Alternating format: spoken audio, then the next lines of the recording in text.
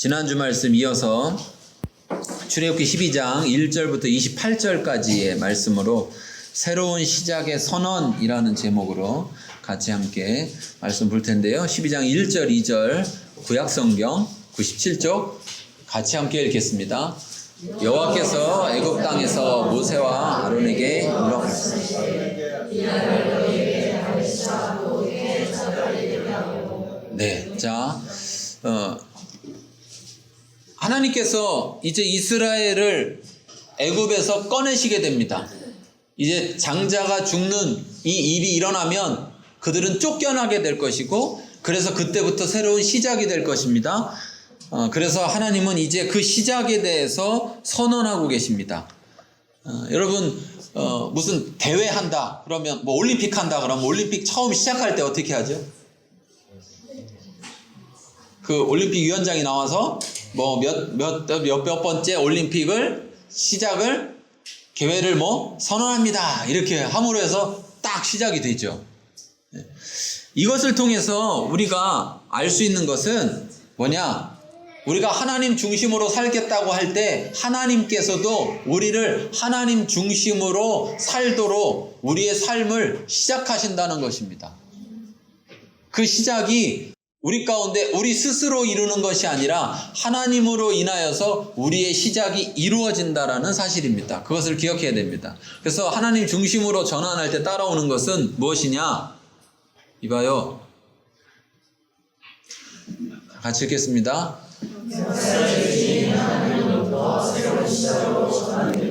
네. 내 삶은 하나님께 맡기겠습니다. 이렇게 할 때 하나님께서 그러냐? 그럼 어떻게 한번 잘 살아봐라. 네가 잘 살면 내가 잘 봐주고 잘 못 살면 그만이고 이렇게 하시는 게 아니라 하나님 제 인생을 하나님께 드리고 하나님 제 인생을 하나님으로 인하여서 살겠습니다. 이렇게 결단하게 될 때 하나님께서 내 인생의 역사 가운데 주인이 되셔서 이제 하나님으로부터 내 인생이 다시 시작되게 된다는 사실입니다. 여러분 기억하십시오. 네. 그래서 마태복음 9장 17절에 보면 새 포도주를 낡은 부대에 넣지 아니하나니 그렇게 하면 부대가 터져 포도주도 쏟아지고 부대도 버리게 됨이라. 새 포도주는 새 부대에 넣어야 둘이 다 보존되느니라. 자, 그래서 예수님을 우리가 믿겠다고 하고 예수님 믿어서 자 이제 하나님의 자녀로 살기를 원합니다 이렇게 했을 때 하나님께서 우리를 전혀 다른 신분으로 바꾸시는 거예요. 내가 예전에는 죄의 종으로 살았는데 이제는 하나님의 자녀라는 신분으로 살게 되는 겁니다. 그리고 옛사람은 죽고 이제 새 사람으로 살게 되는 거예요. 여러분 이 복음을 잘 이해하셔야 됩니다. 깨달아야 돼요. 여러분 우리가 열심히 살아서 새 사람이 되는 게 아니라 우리가 예수님을 믿을 때 새 사람이 되는 겁니다. 예수님 믿을 때 하나님이 우리를 새 부대로 만들어주는 거예요. 새 부대로. 그래서 새로운 창조물이 되는 것입니다. 육신의 껍데기는 똑같이 있다 할지라도 우리는 본질상 새로운 존재가 된 거예요. 어떤 분들은 막 새로운 존재가 되려고 발버둥 치고 막 애쓰고 수고하면서 어떻게든 내가 신앙생활 이제 하기로 했으니까 신앙인답게 살아봐야지 새로운 존재가 돼야지 하고 애쓰는 분들이 있어요. 복음을 잘못 이해하는 거예요. 복음을 전혀 잘못 이해하는 거예요. 여러분 우리가 그렇게 해서 새로운 존재가 될 수 있다라고 친다면 언제 될 수 있을까요? 되긴 될 수 있을까요? 여러분 될 자신은 있으신가요? 네, 저는 없습니다. 여러분 될 자신 있어요? 저는 없어요. 저는 없어요. 네. 왜냐? 뭐 맨날 다짐하고 가고 해봐야 얼마 못 가더라고요. 1년? 여러분 새해 다짐한 거 지금 계속 잘 가고 있습니까? 이번에 성경책 좀 한번 읽어봐야지 다짐했는데 잘 가고 있나요? 우리가 그렇더라고요. 우리가 그래요. 우리가 노력해서 애써서 우리가 새로운 존재, 하나님의 자녀가 돼야 된다라면 우리에게는 복음이 아닙니다. 왜? 될 수가 없으니까. 우리는 그렇게 할 수가 없으니까. 그래서 우리가 구원받는다는 게 하나님의 은혜고 하나님의 자녀로 산다는 게 하나님의 은혜예요. 지금 이 이스라엘이라는 이 공동체의 새로운 시작이 누구로부터 되는 거라고요? 하나님으로부터. 우리 그 찬양 있잖아요. 찬양. 네. 저 높은 하늘 위로 밝은 태양. 그래서 누구로부터 시작된다고요? 네. 나로부터 시작되는데, 나로부터 시작되는 게 내 능력이나 내 힘이 아니라 내가 시발점이 된다는 거죠. 이스라엘이 이 온 인류를 구원하기 위한 시발점이 됐다라는 거예요. 그런데 그 시발점이 되지만 그 일을 이뤄가시는, 시작하시는 이는 누구시냐? 하나님이시라. 내 인생을 이루어 가시는 분이 누구냐? 하나님이십니다. 여러분 믿으시기 바랍니다. 하나님이 야, 나 창조주야. 너 인마 똑바로 잘 살아봐. 내가 잘 봐서 괜찮으면 내가 받아줄게. 이렇게 하시는 분이 아니라 하나님이 내 인생, 내가 내 인생을 마음대로 할 수 없는 그런 능력이 없는 그런 나를 하나님이 도우시는 거예요. 인도하시는 겁니다.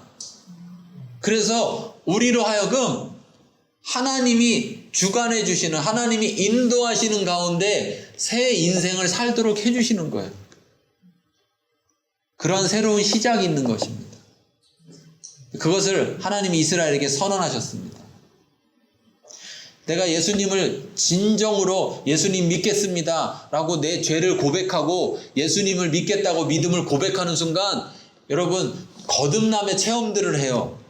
그래서 막 그때 회개할 때도 뭐 울고불고 하면서 나는 분명히 그냥 지금 잘못했다고 하려고 그랬는데 보면 어떤 잘못하고 있어요?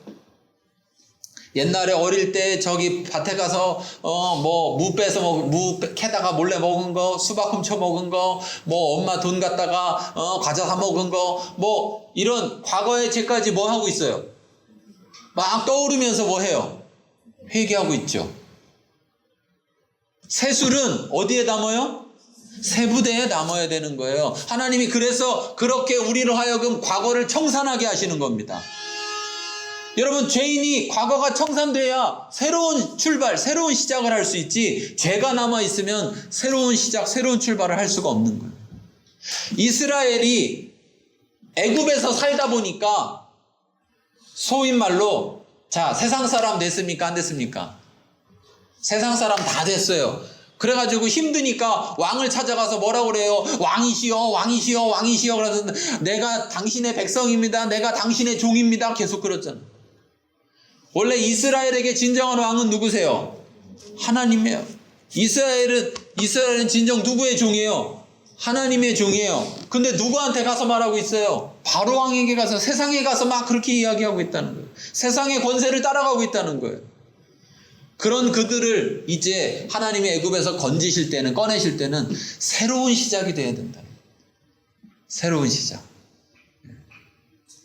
여러분 지난주에 제가 그런 얘기했죠. 여러분 인생의 새로운 시작은 언제입니까? 물어봤잖아요. 몇 년, 몇 월, 며칠, 몇 시, 몇 분이니까. 여러분 새로운 시작이 있어야 됩니다. 지금이라도 여러분 내가 내 인생이 이러면 안 되겠다. 내 인생을 하나님께 드리고 정말 내 인생을 다시 하나님이 내 인생을 인도하시는 것에 따라 살아가는 인생이 돼야 되겠다. 이렇게 결단하신다면 하나님 앞에 고백하고 나가셔야 됩니다. 그럴 때 하나님이 시작하십니다. 하나님이 시작하세요. 내가 진심으로 하나님께 나를 맡길 때 하나님이 시작하시는 거예요. 자, 그래서 6월절의 절기를 통하여서 이제 먼저 너희의 생명을 내가 새롭게 새 생명을 줄 것이다 라는 것을 말하고 있습니다. 자, 6월절의 그 절기를 통해서 여러분 어떤 일이 벌어진다고 그랬습니까? 11장 5절 같이 읽겠습니다.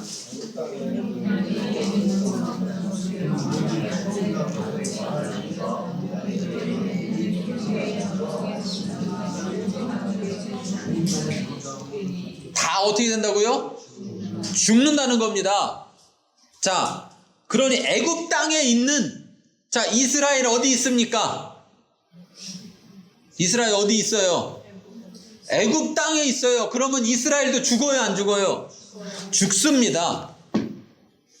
그런데 하나님이 이스라엘을 구별하셨어요. 근데 구별하셨다고 해서 내가 구별했으니까 넌 그냥 안 죽어. 이게 아니라 네가 죽지 않으려면 어린 양을 잡아서 그 어린 양의 피를 문에다 발라야 된다. 이렇게 말씀했죠. 자, 12장 12절에서 13절이 있습니다. 12장 12절에 13절 읽겠습니다.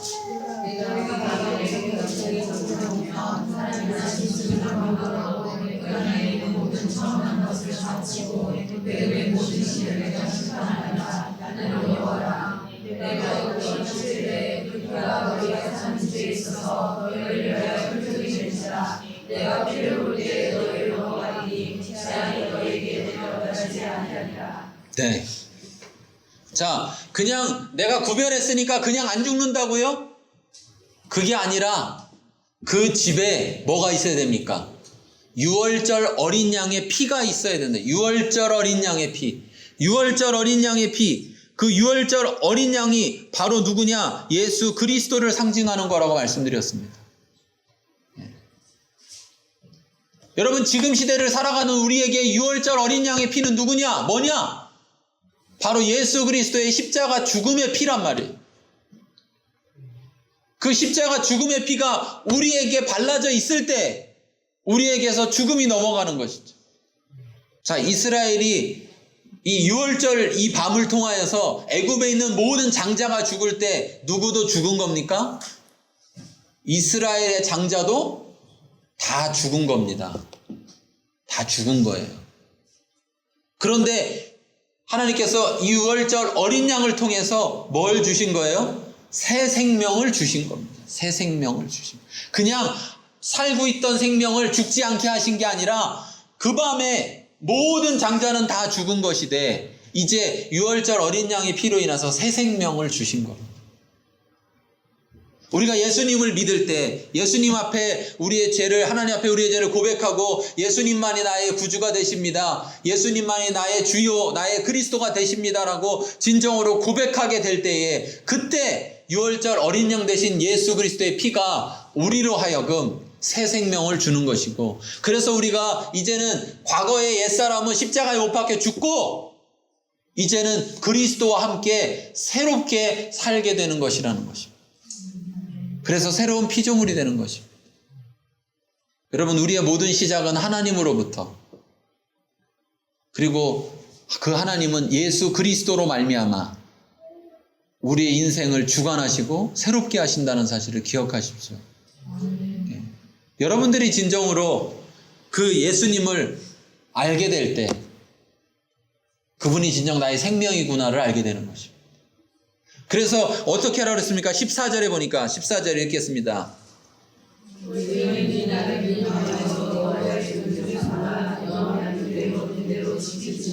네, 사실 우리가 생일을 가지면 생일을 1년 매년마다 해서 언제까지 지켜요? 죽을 때까지 지키잖아요. 근데 사실은 우리가 더 지켜야 될 것은 뭘까요? 내가 정말 예수님 믿게 된 날, 내 인생을 예수님께 바친 날, 그날을 기억해야 됩니다. 우리가 한 해를 살다 보면은 여러분 어떻습니까? 한 해를 살다 보면 이 6월절이 첫 1월 달의 시작인데 시작의 6월절을 딱 기념하면서 한 해를 살다 보면 계속 6월절의 마음을 갖고 살게 되나요? 안 되나요? 안 되죠. 자꾸 잊어버리게 되죠. 그러나 1년 후에 다시 6월절이 다가오면서 다시금 마음을 새롭게 하게 된단 말이에요. 우리가 마음을 새롭게 한다는 것은 우리가 새로운 피조물이라 할지라도 우리의 마음을 새롭게 하지 않으면 우리는 어떻겠습니까? 옛사람으로 살아가게 된단 말이에요. 내가 옛사람이어서 옛사람을 사는 게 아닙니다. 내가 새 사람인데 마음을 새롭게 하지 않으면, 그래서 변화받지 않으면 누굴 쫓아가요? 옛날 사람을 쫓아간다는 거예요. 왜 바울이 고백하는 것처럼 내 속에 또 다른 법이 있어서 내가 한 법으로는 하나님의 법을 따르지만 또 다른 법이 나를 죄 가운데로 이끌어가는도다. 오라 나는 공고한 자라. 누가 나를 이 사망의 늪에서 건져내랴. 그것에서 건져내실 분은 바로 예수 그리스도밖에 없다고 바울은 고백하는 거예요. 그래서 어린 6월절 그리고 6월절에 바쳐지는 그 6월절 어린 양을 기억해야 되는 겁니다. 다시 말하면 우리가 늘 예수님을 기억하며 살아야 되는 거예요. 예수님으로 인해서 새 생명이 내게 주어짐을 기억해야 되는 것입니다. 이 유월절을 지났습니다. 자, 유월절이 그날 밤이 지납니다. 그러면 그들에게는 죽음이 지나가고 뭐가 주어지는 거예요? 새 생명이 주어지는 거예요. 그러니까 그날은 축제겠습니까? 초상이겠습니까? 축제죠. 그런데 어린 양이 없는 사람들은요? 어린 양이 피가 없는 사람들은요? 초상이죠, 초상. 유월절 이 밤이 지나면 애굽은 어떤 일이 벌어지는 겁니까? 초상 없는 집이 없어요. 그냥 온 나라가 초상인 거죠. 그런데 유월절 어린 양으로 말미암아 이스라엘 백성들은 오히려 새 생명을 얻은 날, 축제의 날이 되는 겁니다. 자, 15절부터 16절 읽겠습니다.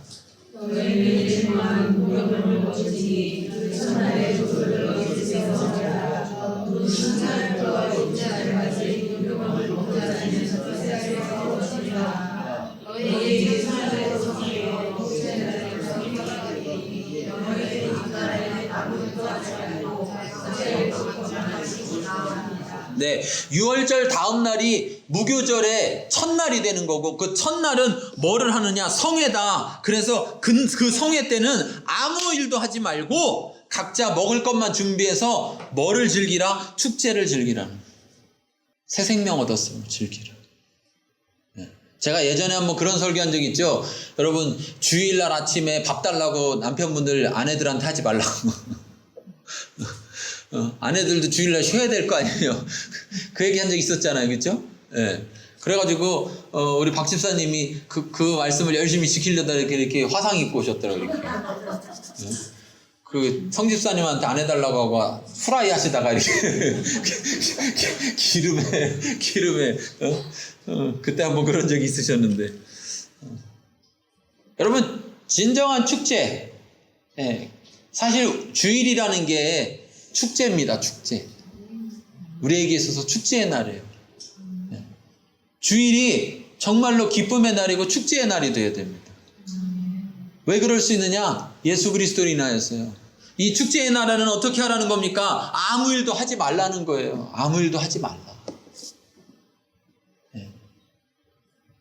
여러분, 이 아무 일도 하지 말라라는 것 속에는요, 야, 너희가 생명을 얻었는데 그것보다 더 귀한 것이 무엇이 있느냐라는 거죠. 여러분, 일하는 이유가 뭡니까? 일하는 이유가 먹고 살려고 하는 거죠. 네. 근데 생명을 얻었습니다. 그러면 얻은 거 아니에요? 그 하루 일을 하지 않는다고 그래서 무교절의 이 첫째 날, 일곱째 날, 이 이틀 일하지 않는다고 그래서 죽을까요?